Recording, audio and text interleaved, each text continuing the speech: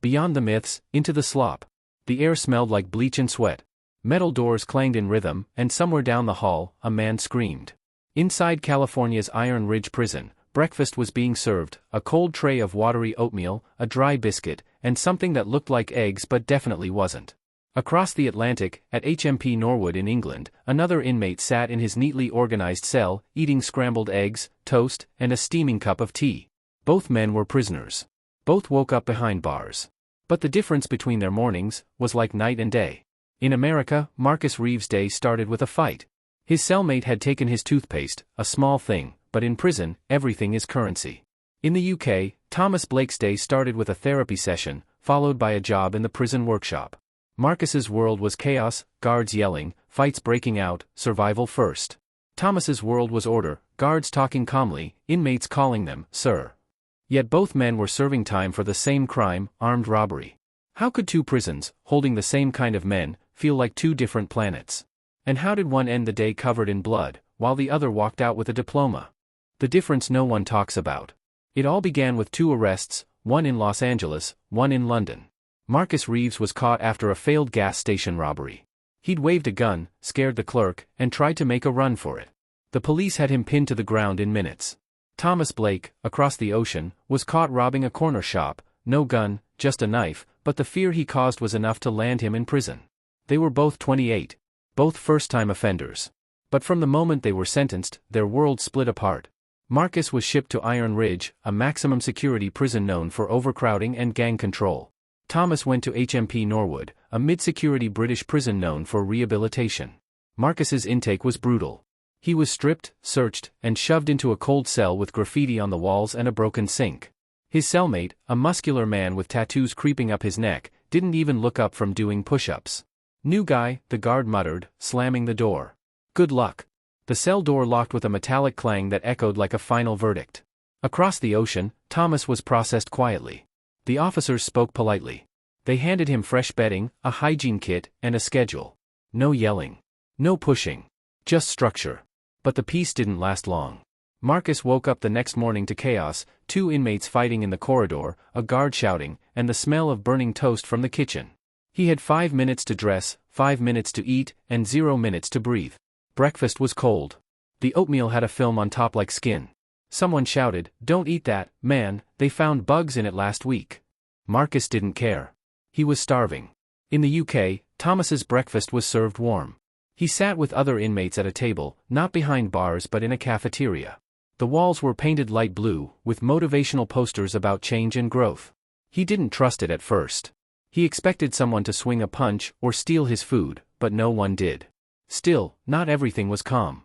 One inmate whispered about how another had snitched. In both countries, that word, snitch, carried the same danger. By noon, Marcus was already on edge. The noise never stopped, yelling, banging, metal scraping against metal. A gang leader named Rico approached him in the yard. "You knew?" Marcus nodded. "You from the south side?" Marcus hesitated. "Yeah." Rico smiled, but it wasn't friendly. "Then you run with us now." "Got it." Marcus knew he didn't have a choice. In Iron Ridge, you joined a crew, or you became a target. Meanwhile, Thomas was in his first class, anger management. He didn't care for it, but the instructor talked to him like a person, not a number. She said something that stuck with him. "You can't change what you did, but you can change what comes next." Back in America, Marcus was changing too, just not for the better. He learned to fight, to stay quiet, to trust no one. By evening, tensions were high. Two rival groups clashed in the cafeteria, a chair flew, a guard shouted, and suddenly, Marcus was caught in the middle of a full-blown riot. Plates shattered. Sirens wailed. And as he ducked for cover, Marcus saw blood splash across the wall. That was the moment he realized? This wasn't punishment anymore. It was survival. Night and day. The sirens screamed through Iron Ridge prison. Red lights flashed across the metal doors. Marcus dropped to the ground as a guard shouted, "Down. Everyone down."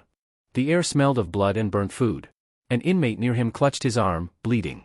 Another was dragged across the floor, his face swollen from the fight. The riot had spread faster than anyone expected. Trays were flying, chairs overturned, alarms echoing through every block. Marcus's heart pounded. He wasn't part of any crew, not yet, but to the guards, everyone was guilty. A blast of pepper spray filled the air. Marcus coughed, eyes burning, tears mixing with sweat. He could hear the heavy boots of guards storming in, shouting orders. Someone tried to fight back, and the sound of batons hitting flesh followed. It took less than 15 minutes to end the chaos, but the silence that came after was worse. The floor was slick with spilled juice and blood. Marcus sat in the corner, shaking, staring at his hands. He hadn't done anything, not really, but in here, doing nothing was still dangerous. Across the ocean, in HMP Norwood, Thomas Blake was ending his day very differently. It was reflection hour. The inmates gathered in the common room to talk about the day, what went well, what didn't. The walls were lined with books, and a counselor asked softly, "What's one thing you wish you could change about yourself?" Thomas thought about his past, the robbery, the fear on the shopkeeper's face, the moment the police cuffed him. He hesitated, then said quietly, "I wish I'd just asked for help, instead of trying to take it." The room stayed silent for a moment. Then someone clapped him on the shoulder. "That's a start, mate." For Thomas, it felt like a small win.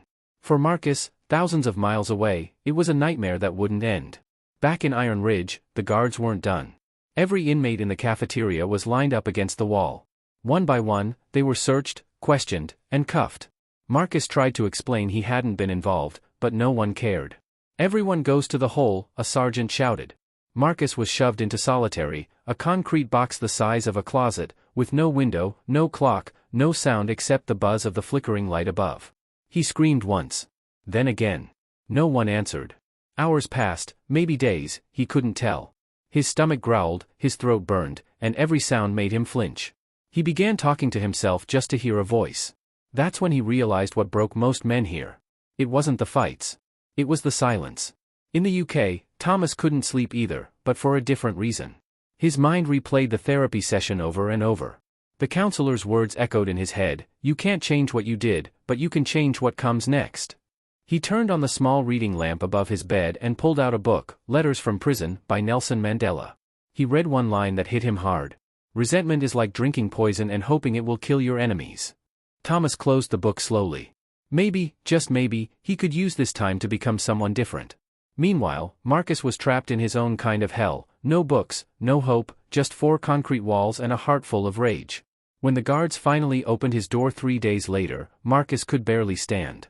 He blinked at the light, his eyes red and his body trembling. "Welcome back to the real world," a guard sneered. But Iron Ridge wasn't the real world. It was a cage made to break people down, not build them up. As Marcus stepped out, Rico, the gang leader, was waiting. "You handled the whole like a man," Rico said, smirking. "You're one of us now."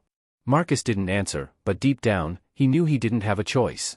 You either joined a gang, or you didn't last. That night, as he sat on his bunk staring at the cracked ceiling, he whispered to himself, "I just wanted to survive." Across the sea, Thomas whispered the same words, but for a different reason. He'd signed up for a vocational class. Tomorrow, he'd start learning carpentry, a skill he could use when he got out. He wasn't fighting to survive. He was fighting to rebuild. 2 prisoners. 2 systems. One broke the spirit. The other tried to heal it. But what neither of them knew was that their paths were about to cross, in a way that would shock them both. 2 worlds collide. The sun broke through the razor wire at Iron Ridge Prison, but it didn't bring warmth, just another day behind bars. Marcus sat on the edge of his bunk, staring at the floor. 3 months had passed since the riot, and every day felt the same: noise, fear, and survival. Until that morning. A guard opened his cell door and barked, "Reeves. You've been selected for a media program. Get ready." Marcus frowned. "Media what?" The guard didn't answer, just tossed him a fresh uniform and walked away. Minutes later, Marcus stood in a cold, echoing room filled with cameras and bright lights. A British film crew was setting up. They were shooting a documentary comparing American and UK prisons, a day in an American prison versus a UK prison. Marcus didn't know it yet, but on the other side of the Atlantic, Thomas Blake had been chosen for the same program. 2 inmates. 2 systems. 1 lens. The film crew followed Marcus through his day. Breakfast was rushed, powdered eggs, gray sausages, and a spoon of instant coffee.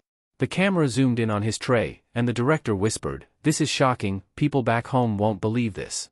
Marcus smirked bitterly. "Believe it. This is normal." They filmed the yard next, men shouting, some working out, others just pacing in circles. Gang markings were everywhere. A fight almost broke out during filming, and the crew had to be escorted out for safety. Meanwhile, in the UK, Thomas was filmed walking through the polished corridors of HMP Norwood.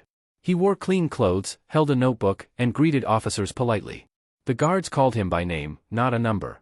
Lunch was grilled chicken, mashed potatoes, and vegetables. The director turned to Thomas and asked, "Does this feel like prison to you?" Thomas paused.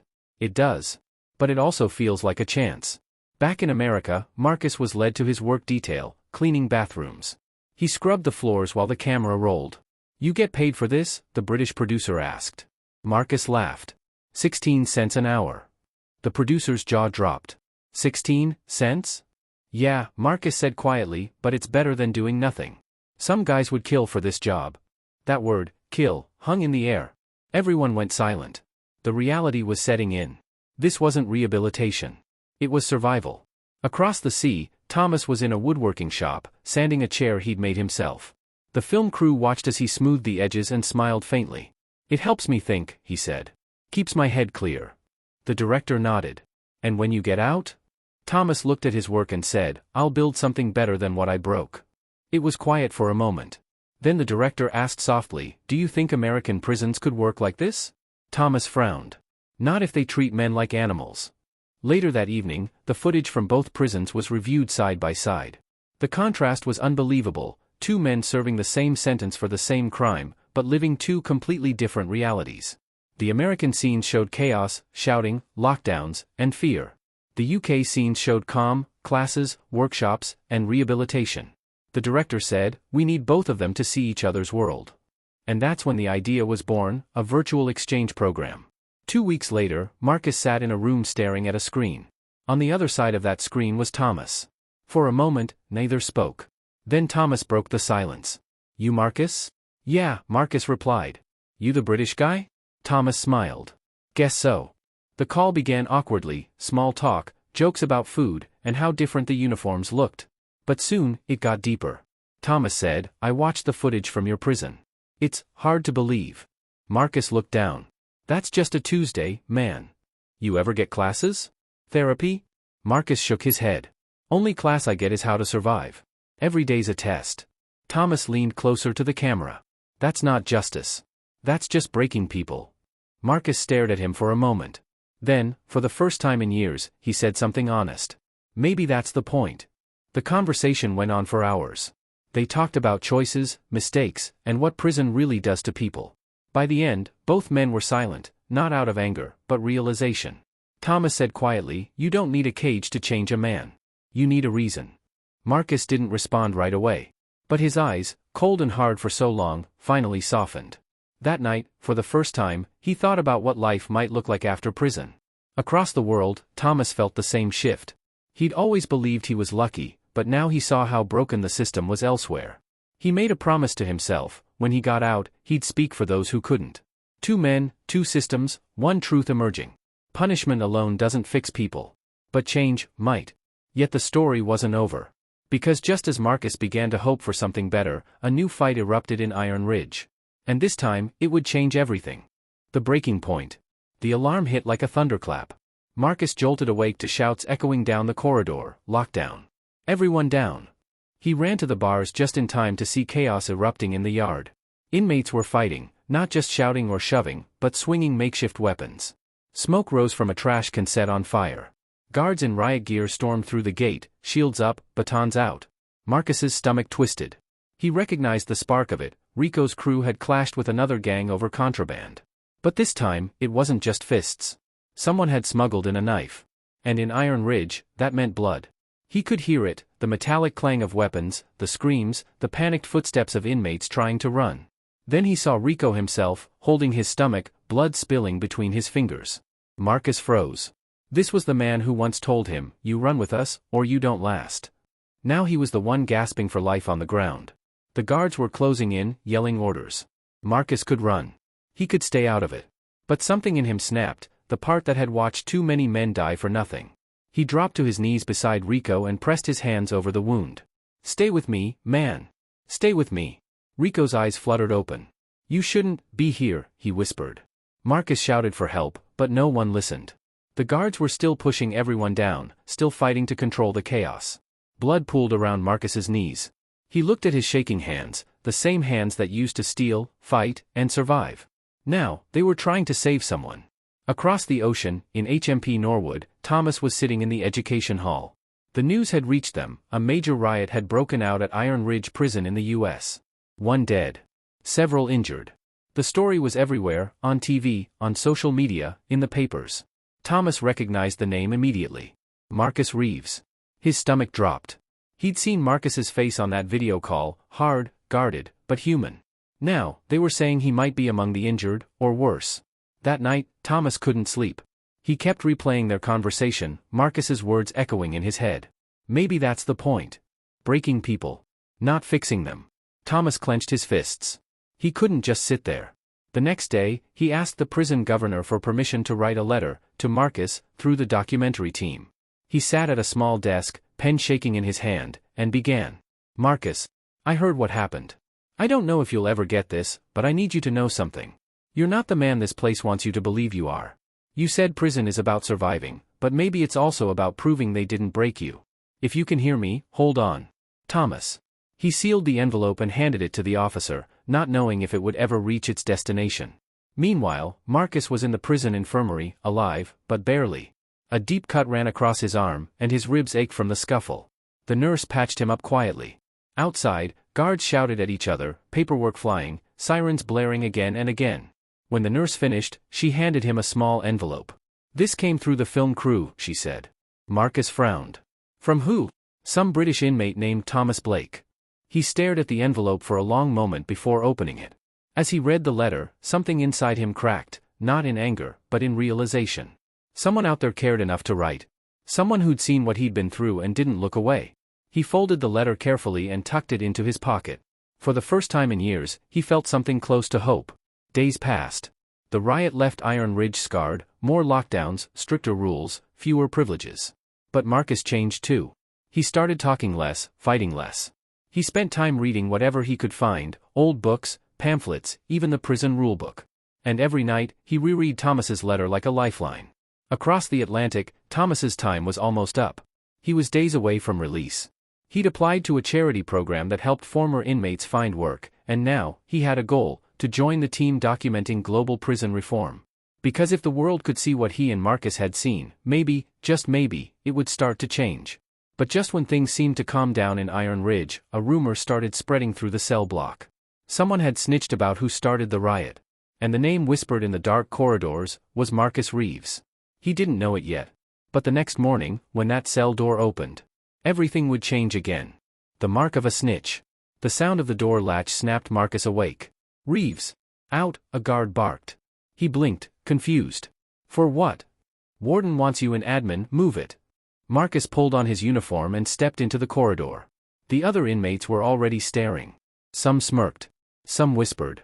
That's when he noticed it, the looks. Cold. Knowing. Dangerous. By the time he reached the stairwell, someone muttered under their breath. Snitch. Marcus froze. He turned, scanning the crowd of faces behind the bars, but no one looked away. His stomach dropped. He knew what that word meant in Iron Ridge. Snitches didn't survive here. In the warden's office, 2 guards stood by the door. A file lay open on the desk. Reeves, the warden said calmly, we've received a statement naming you as a cooperating witness in last week's riot investigation. Marcus's jaw tightened. That's not true. I'm aware, the warden said, but the rumors already spread. You'll need to be moved for your own safety. Marcus shook his head. If you move me, everyone'll know it's true. The warden sighed. It already is, son. Whether you said a word or not doesn't matter anymore. Marcus stared at the ground.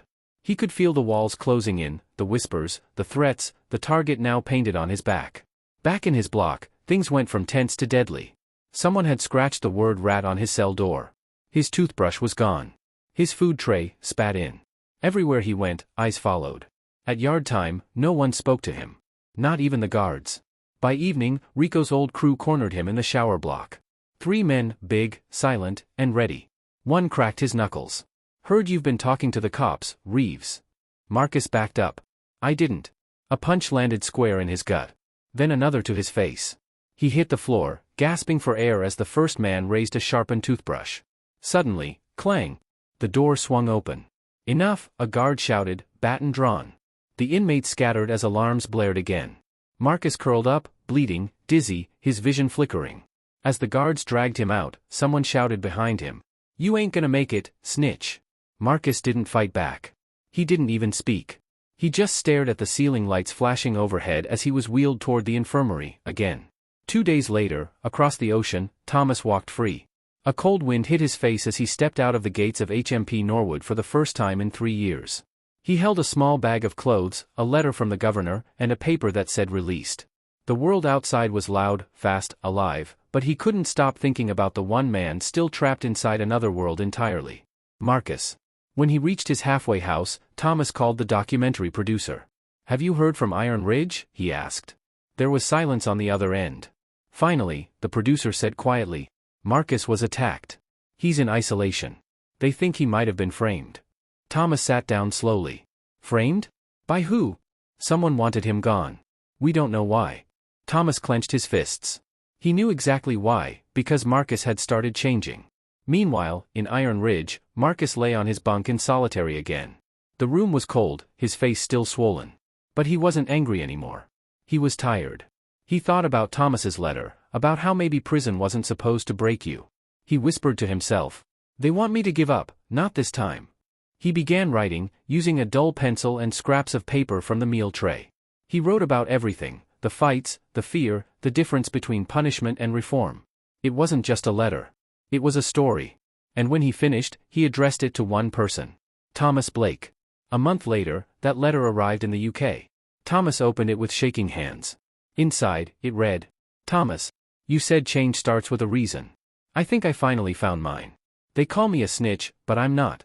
I'm just done surviving. If I ever get out, I want to do what you're doing, show people what this really is. If they break me before then, tell the world the truth. Marcus." Thomas folded the letter slowly, eyes wet. He looked out the window, the world free and wide before him, and whispered, "I will." But what neither of them knew was that Marcus's letter didn't just reach Thomas. It reached the hands of the documentary producers, and before long, it reached the world. Soon, Marcus Reeves's story, the man they called a snitch, was everywhere. News outlets, documentaries, social media. People were asking questions. And Iron Ridge Prison didn't like that one bit. Because when the cameras came back for answers, Marcus was gone. Ghost of Iron Ridge. It started with a headline. Inmate missing after riot, Iron Ridge under investigation. Thomas stared at the screen, frozen. The article was short, too short. No details. No explanations. Just one line that hit like a bullet. Marcus Reeves, 29, is unaccounted for after a reported incident inside Iron Ridge Prison. He read it again and again, hoping he'd missed something. But it was there, plain as day. Marcus was gone. Thomas immediately called the documentary producer. "Tell me this isn't true," he said, voice trembling. The producer hesitated. "We don't know, Thomas. The warden says he's been transferred, but they won't say where. No records, no files, nothing." "Transferred?" Thomas repeated. "To where?" Silence. Then the producer whispered, "That's the problem. There's no record of a transfer at all." Thomas's heart pounded. He knew what that meant. Inside places like Iron Ridge, men didn't just disappear, they were erased. Determined to find answers, Thomas took a train to London and met with the British producer from the documentary team. They agreed to push for an international inquiry. After all, Marcus had been featured in a public program. There were cameras, witnesses, footage. The next few weeks were a blur of phone calls, emails, and dead ends. Every door they knocked on was slammed shut. The U.S. Prison Authority called it an internal matter. The embassy said it had no jurisdiction. And Iron Ridge's spokesperson refused to comment. Still, Thomas didn't stop. He owed Marcus that much. Inside Iron Ridge, the truth was darker than anyone outside knew. Marcus wasn't dead. Not yet. He'd been taken to what inmates called the basement, an old section of the prison long shut down to the public. No windows. No cameras. Just concrete and silence. They called it administrative segregation, but everyone knew it was punishment without reason. Marcus sat chained to a metal bench, bruised and starving. A guard came in every few hours, dropping a tray of cold food without a word. He'd asked a dozen times, "Why am I here?" The answer was always the same. Orders. But Marcus knew why. Because his letter, his words, had reached too far. Meanwhile, Thomas started getting messages from strangers online. Former inmates. Families. All saying the same thing. "My brother disappeared from Iron Ridge. They said he was transferred, too. You're not the only one asking questions." The more Thomas dug, the uglier it got. He found old court cases, allegations of abuse, cover-ups, falsified reports. Iron Ridge wasn't just a prison. It was a factory, one that produced broken men and buried the evidence. And Marcus Reeves had become a threat. One night, Thomas appeared on a live TV interview. The host asked, "You're saying the American system intentionally hid this inmate?" Thomas nodded. "I'm saying people disappear when they speak out. I saw the difference between our prisons. In the UK, we try to rebuild people. In the US, they bury them, alive or not." The clip went viral. Millions watched. And just like that, the world started paying attention. Protests began outside Iron Ridge's gates. Journalists demanded answers. Even the U.S. Department of Justice announced an investigation. Still, no one could find Marcus. Back in the basement, Marcus sat in darkness, whispering to himself. He didn't know about the news. He didn't know the world was saying his name. But he felt something shift. One morning, a new guard, younger, nervous, slid him a folded piece of paper with his breakfast tray. Marcus frowned and unfolded it. It was written in messy handwriting. "The world's looking for you. Don't give up." Marcus's heart stopped. He didn't know who the guard was or how he'd gotten the message in, but it was enough. He smiled weakly for the first time in weeks. He wasn't forgotten. Days later, an inspection team arrived at Iron Ridge without warning. Federal officers. Cameras. Not the kind the prison could control. The warden looked pale as they stormed through the facility, demanding records. When they reached the basement, guards hesitated. "Restricted area," one said. "Not anymore," the lead officer replied, flashing a badge. "Open it." The door creaked. And there, sitting in the dark, was Marcus Reeves, thinner, pale, but alive. The cameras rolled as Marcus lifted his head and blinked into the light. For the first time in months, he saw freedom, not the outside world, but the truth coming through the door. Across the ocean, Thomas saw it live on TV. He didn't move. He just stared, hands trembling, eyes wet. There was Marcus, standing in the light, the same man who once said, "Maybe that's the point." Now he was proof that survival wasn't just about violence, it was about endurance. In the following weeks, Iron Ridge became the center of a national scandal. Officials were suspended. Lawsuits were filed. And Marcus Reeves, the man who vanished, became the face of prison reform in America. He was transferred, this time for real, to a federal rehabilitation program, under watch, under protection. And when he was finally allowed to speak publicly, he said just one thing. "They tried to break me. Instead, they made me stronger."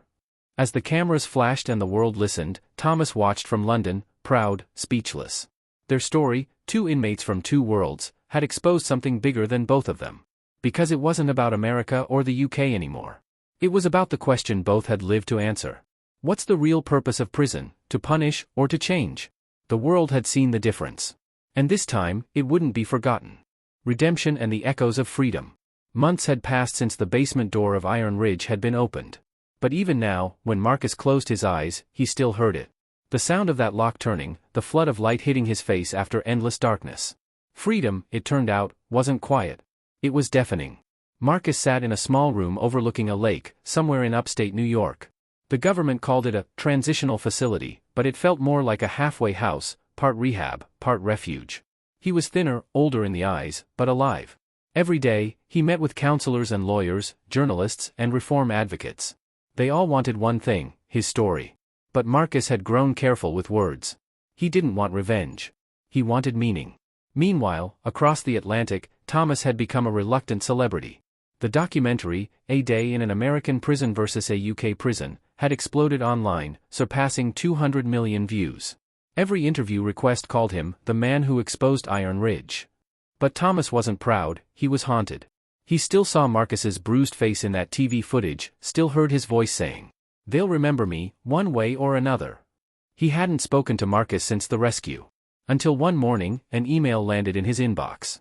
Subject line, "Iron Ridge Ghost, Marcus Reeves." Thomas froze before opening it. The message was short. "I heard what you did for me. I'm not done fighting. Neither are you. Let's finish what we started. Hey Marcus." A week later, Thomas boarded a flight to New York. When they met, it wasn't dramatic, no hugs, no tears. Just two men sitting across from each other in a small diner, quiet for a long time. Finally, Marcus smiled faintly. "You look older." Thomas chuckled. "You look alive." They both laughed, the tension cracking like thin ice. For a moment, they weren't journalist and inmate, just two men who'd seen the same truth from opposite sides of the world. Marcus told him about the foundation he wanted to start, one focused on prison reform and rehabilitation, modeled after the UK's restorative system. "I want to build something," he said, "where a man can walk out and still have a life waiting for him." Thomas nodded. "And you want to call it?" Marcus grinned. "The Iron Ridge Project." Over the next year, the project grew from a small nonprofit to a global movement. They spoke at universities, met with politicians, and testified before international panels. Documentaries were made, and laws began to change. But behind the success, Marcus carried the same question. Was he truly free, or just famous for surviving? Sometimes, at night, he'd wake in cold sweat, hearing the clanging doors again. He'd step outside, breathe the cold air, and whisper, "Not there anymore." He was learning that freedom isn't a place, it's a choice you make every single day. Then, one night after a conference in London, Marcus and Thomas took a walk by the Thames. The city lights shimmered on the water, the air heavy with quiet. Marcus said softly, "You ever think about what would have happened if we'd never met?" Thomas nodded. "All the time." Marcus looked down at the river. "Maybe that's the point. We weren't supposed to just survive those prisons. We were supposed to expose them." Thomas smiled. "You did more than that, Marcus. You changed the system." Marcus shook his head. "No, we did." Their story hit headlines again when the UK Parliament passed what became known as the Iron Ridge Act, an international framework to review prison conditions in allied nations. It was historic. During the signing, a journalist asked Marcus, "If you could say one thing to the people still inside prisons like Iron Ridge, what would it be?" He paused, looked into the cameras, and said, "They'll try to bury your voice. But even buried seeds grow." Months later, Marcus visited Iron Ridge again, this time, legally, as part of the oversight team. The same gate that once sealed him and now opened at his command. Guards stood stiffly as he walked through, clipboard in hand. He stopped by the old basement door, rusted, sealed, silent. He touched it gently and whispered, "I left a part of me here." Then he turned and walked away. In the final shot of the new documentary, Thomas narrates, "Prison didn't just hold men like Marcus, it forged them. And in the clash between punishment and redemption, it's not bars that define us. It's what we do once they're gone." The camera fades to black as Marcus stands outside Iron Ridge, sunlight on his face. A free man, not because the system let him go, but because he refused to stay broken. Beyond the walls. As the final frames fade, Thomas's voice carries softly, calm, reflective, and heavy with truth. "When we started this journey, we thought we were comparing two prisons, two systems, two ways of punishment. The screen cuts between stark images, Iron Ridge's gray corridors, and the bright, open yards of HMP Norwood. But now the contrast feels deeper. Not just about buildings, but about what those buildings do to a person. What we really found," Thomas continues, "wasn't about cells or food trays or yard time. It was about humanity, how one system crushes it, and another tries to rebuild it." The music swells, a low, emotional hum, as the camera pans over Marcus standing outside the gates of Iron Ridge, sunlight bleeding through the metal bars that once confined him. He closes his eyes. Takes a breath. Then walks forward, out of frame. Marcus Reeves went to hell and came back with a message, Thomas narrates. That real justice isn't about how long you're locked away, it's about whether you still have a life to return to. Cut to Thomas, watching footage from their documentary being played in a school auditorium, young people listening, teachers nodding, a spark of hope flickering in their eyes. For Thomas Blake, it began as a story, but it became a mission. A mission to prove that prisons don't have to destroy, they can restore. A new montage plays. Inmates planting trees inside a reform center. A UK guard shaking hands with a former prisoner. A banner that reads, "The Iron Ridge Project, Rebuilding Lives." Today, change is happening. Slowly, painfully, but it's real. And it started because one man refused to stay silent, and another refused to let the world look away. The scene fades to black. Then, white text appears on screen. Dedicated to every man and woman still fighting for a second chance. After a pause, the music fades, and Thomas's final words echo softly. "We all live behind walls, some made of stone, some made of fear. But the real difference is who's brave enough to break through them." Fade out. The screen goes dark. Then the title appears one last time, bold and cinematic. A Day in an American Prison versus a UK Prison, The Shocking Difference. A heartbeat of silence. Then, the closing line appears. Beyond the myths. Into the truth.